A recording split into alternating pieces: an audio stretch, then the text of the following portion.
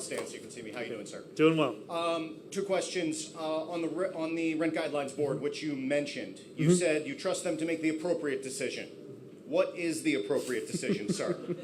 And then on your notion to potentially raise property taxes if millionaires and corporations are not taxed at a higher rate. Swift pushback, including from people you're sharing the dais with today. Any chance you're backing off on that potential of raising property taxes? So I'll start with the second and then I'll go to the first. I want to be very clear. In yesterday's announcement of our preliminary budget, we are required by law to balance the budget.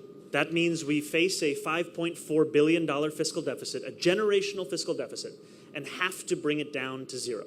So what we put forward was what we characterized as actions of last resort. I described them as last resort because we have a broken property tax system in this city. We have one that can barely stand up in court. And my goal is to reform that system, to work with partners in state government. We have our assembly member here, Eddie Gibbs. We have many other assembly members and senators who have spoken for years about the importance of having a system that is fair.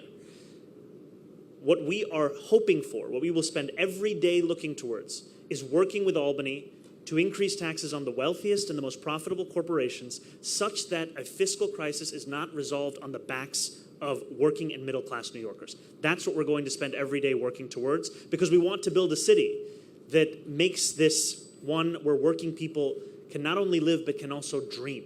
And what that means is we have to work together to ensure that they are not stuck with the bill of a fiscal crisis they had nothing to do with. Now, to your first question on the rent guidelines board. So I continue to believe that this city is more than 2 million rent-stabilized tenants deserve a rent freeze.